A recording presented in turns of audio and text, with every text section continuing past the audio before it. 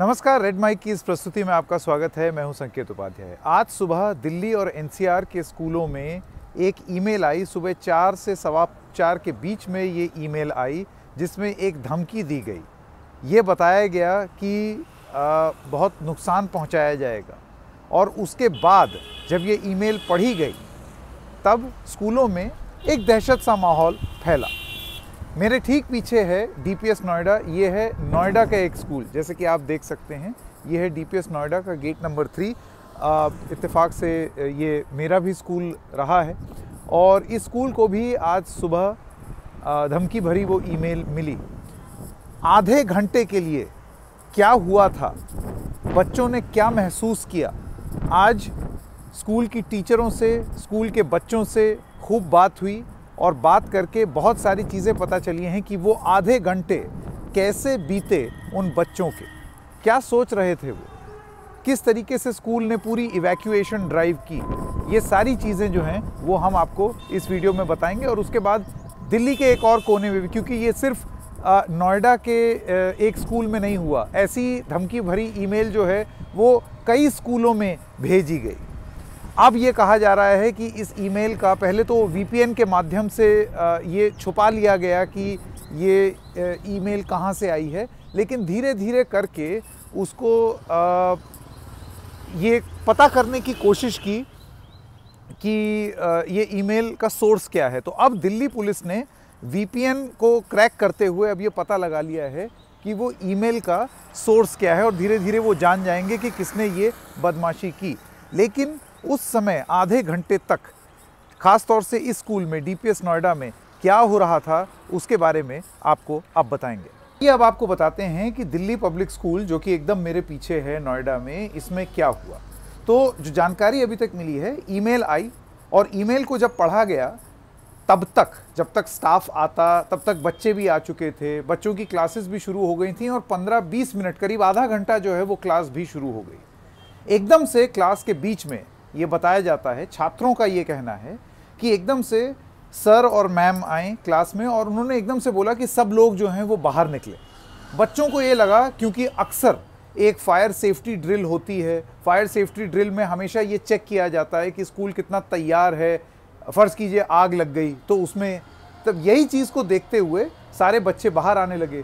कुछ देर में बच्चों को फिर समझ आने लगा, जब जो साउंड सिस्टम होता है हर क्लास में लगा रहता है, डीपीएस नोएडा की हर क्लास में एक साउंड सिस्टम लगा है और उसमें ये घोषणा होने लगी कि आप लोग अब असेंबल कीजिए। और फिर गेट्स बताया जाने लगा कि आप उस गेट पर जा कर के असेंबल करिए। तब बहुत सारे बच्चों को समझ में आया कि ये नॉर्मल फायर ड्रिल नहीं है। क्यों? क्योंकि अगर फायर ड्रिल होती तो फिर स्कूल से बाहर जाने को नहीं कहा जाता। तो आधे घंटे के लिए कम से कम एक अफरा तफरी का माहौल बना हुआ था, क्योंकि बच्चों को समझ में नहीं आया। फिर धीरे धीरे ये बात उनको पता चली, अलग अलग माध्यमों से पता चली। कुछ बच्चे बाहर आ गए, चिंता करके उनके माँ बाप जो हैं वो भी बाहर आ गए। कुछ बच्चे जो प्राइवेट कैब से जो जाते हैं, बसों से नहीं जाते हैं, जब तक बसें तैयार की जा रही थीं, वो प्राइवेट कैब वाले जो हैं वो एक जगह जा कर के इकट्ठा हो गए, जिसको गेट नंबर 4 कहा जाता है। अभी हम स्कूल के गेट नंबर 3 पर हैं। वहाँ पर जब गए तब बच्चों को ये पता चला और तब उनका वो डर जो है वो थोड़ा सा और ज़्यादा बढ़ा। तो आप सोचिए कि किस तरीके का माहौल होगा उस समय बच्चों के मन में, कैसे वो सोच रहे होंगे, क्या उनके मन में चल रहा होगा जब आधे घंटे के लिए एकदम अफरा तफरी का माहौल हो गया स्कूल में। लेकिन स्कूल प्रशासन का ये कहना है कि उन्होंने बहुत जल्दी ही आधे घंटे के अंदर ही बसें अरेंज की। इसके बाद फिर जो प्राइवेट स्कूल वैन वगैरह जो हैं जो उससे जाते हैं, उन लोगों को मोबिलाइज़ किया और बच्चों को जल्दी से जल्दी घर भेजा। जाहिर सी बात है थोड़ा सा एक केओस ज़रूर होता है, क्योंकि एकदम से चीज़ें आगे पीछे होती हैं।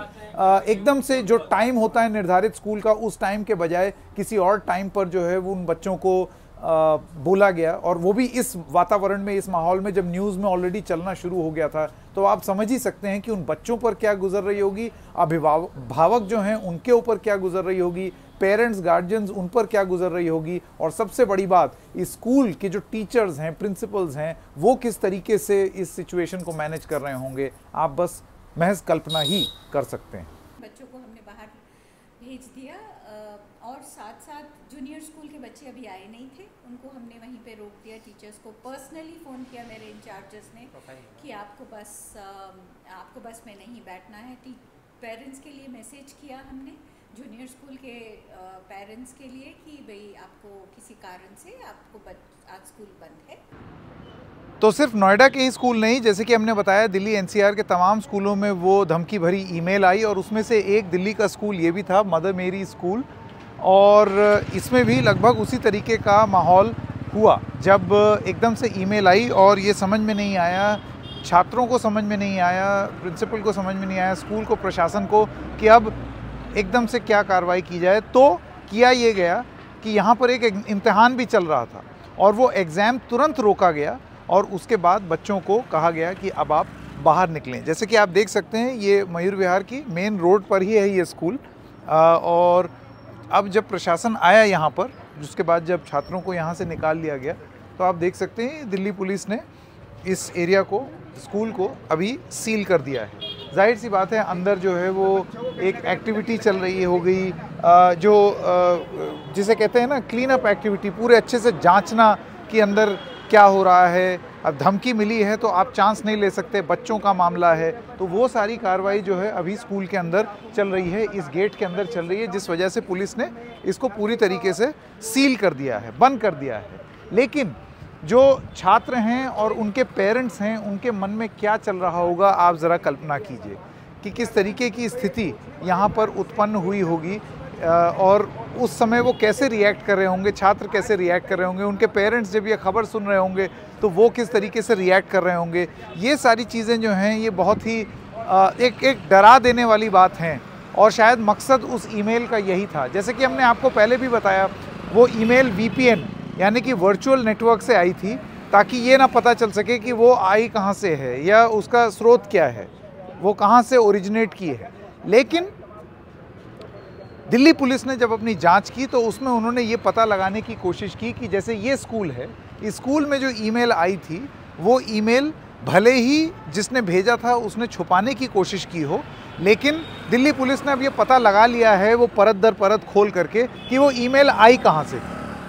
जाहिर सी बात है बदमाशी थी किसी की, किसकी है अब ये भी पता लगाने का प्रयास किया जा रहा है, बहुत जल्दी पता लग जाएगा। लेकिन आप सोचिए कि जब ईमेल सुबह सुबह स्कूल के ईमेल आईडी पर भेजना, लगातार बहुत ही सुनियोजित ढंग से भेजना, भाषा का भी लगभग एक जैसा प्रयोग, और वो भी ऐसे कि छात्र जो हैं वो चल पड़े घर से, स्कूल में आ गए, कुछ इम्तिहान लिख रहे हैं, कुछ अपनी क्लास में पढ़ रहे हैं, 15-20 मिनट के अंदर अंदर एकदम से स्कूल प्रशासन का हरकत में आना, ये सारी चीज़ें आपको ये बताता है कि ये कितना वेल प्लान्ड और कोऑर्डिनेटेड षड्यंत्र था एक दहशत फैलाने का। बच्चों के मन पर क्या गुजर रही होगी। हमने आपको नोएडा के स्कूल के बारे में बताया।